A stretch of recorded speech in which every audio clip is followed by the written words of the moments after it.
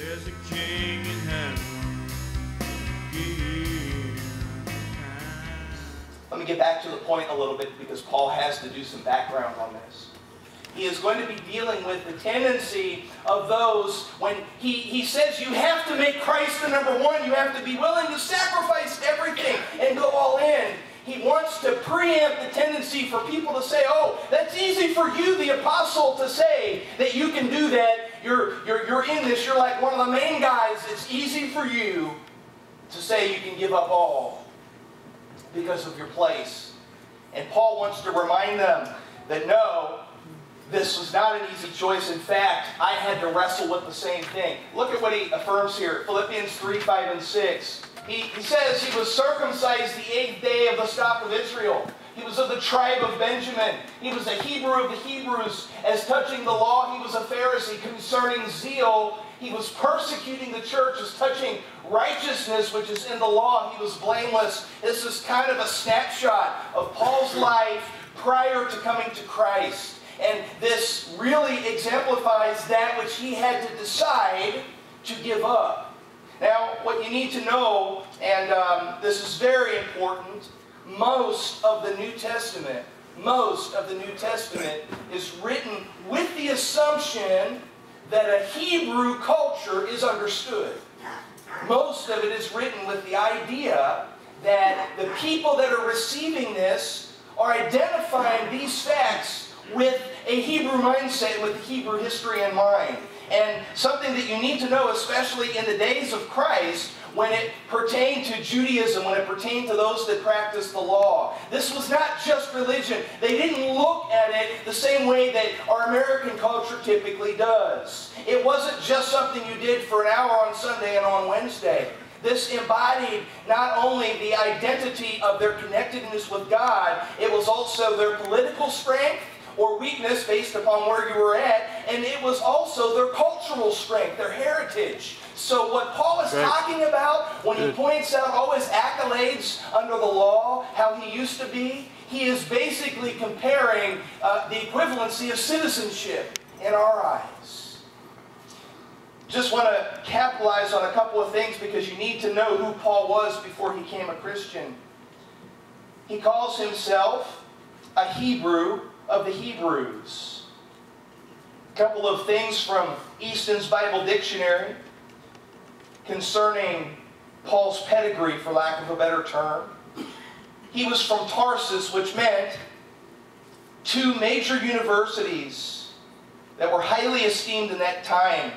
The University of Athens and the University of Alexandria were at his disposal. So, from at least that standpoint, he was educated according to the best education you could have. His father was a Pharisee of the tribe of Benjamin.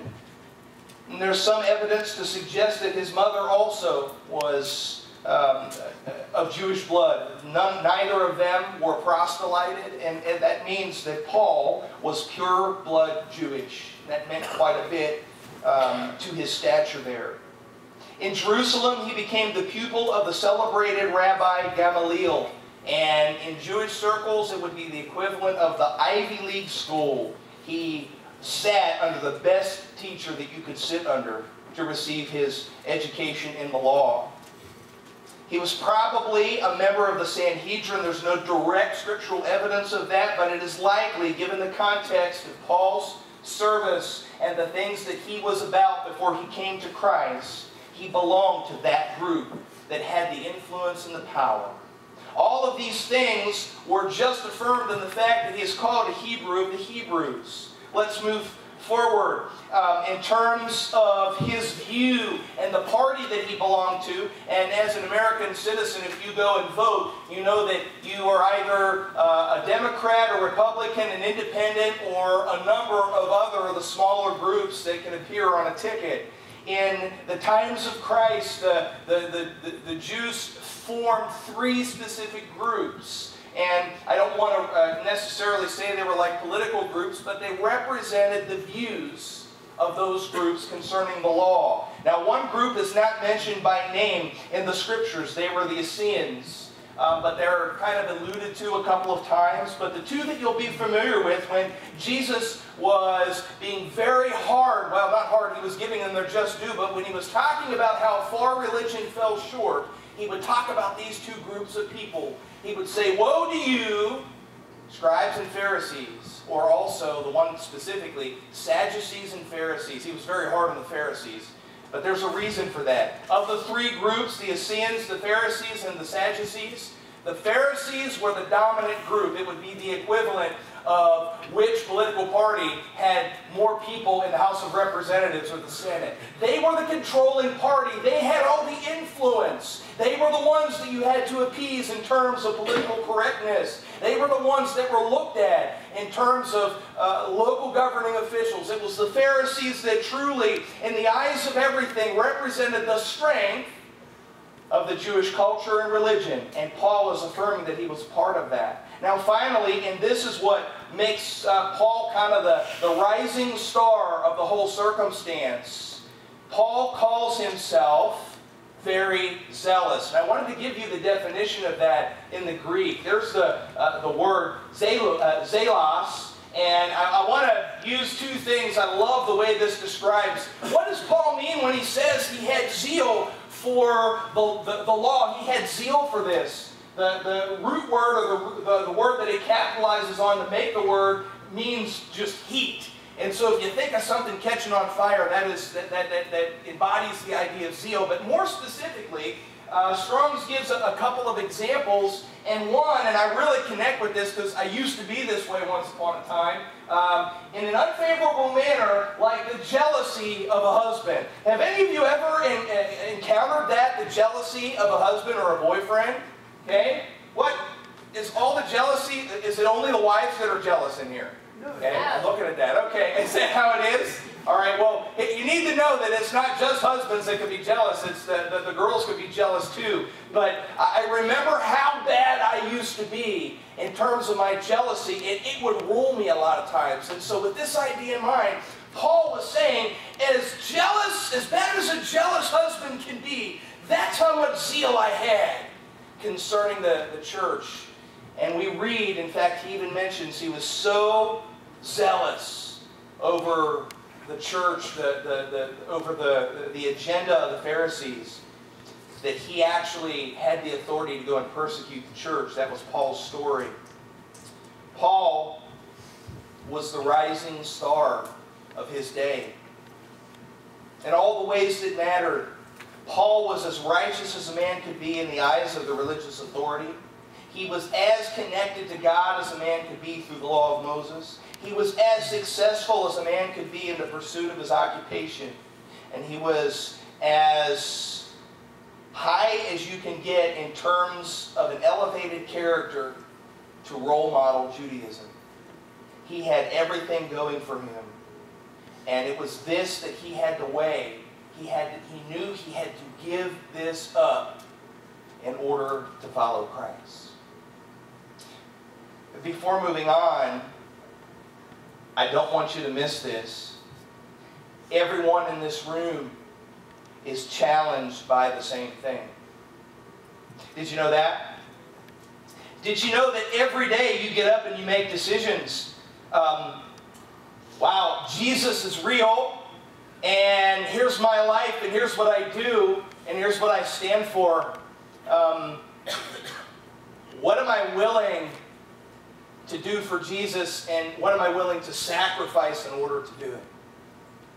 It's easy not to think about it. It's easy to make church just about coming to a building once a week. It's easy to make it about just words spoken. But I thought of three things, and I'm going to put it very bluntly.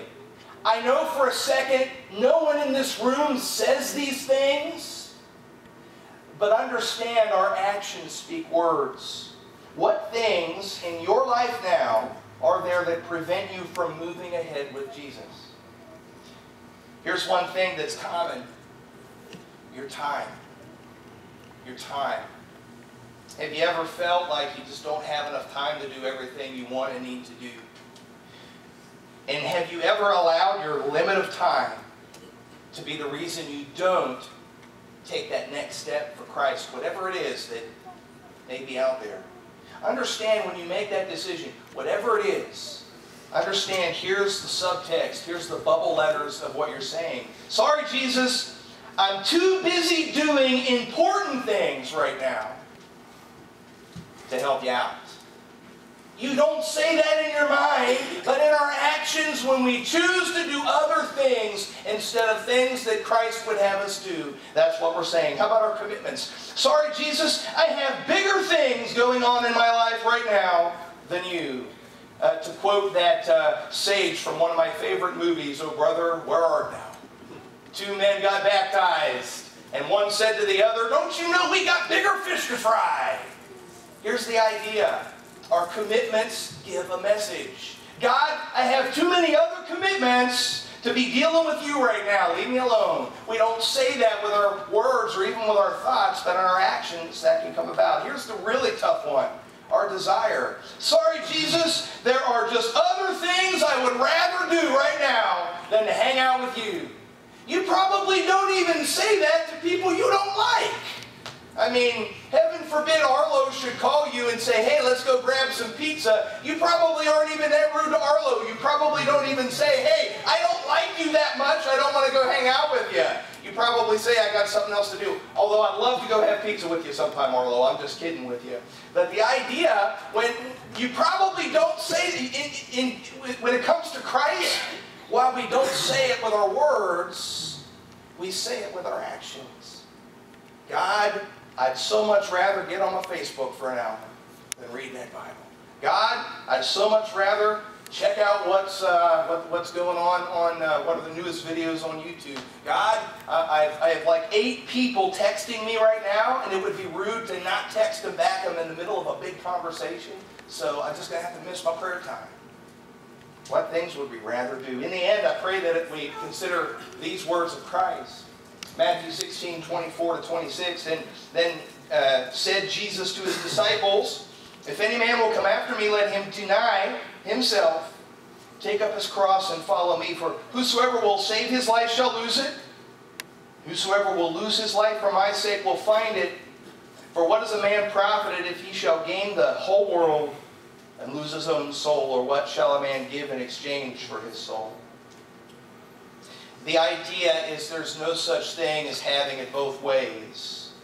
Paul, as he puts his pedigree out there, says he had to make a choice.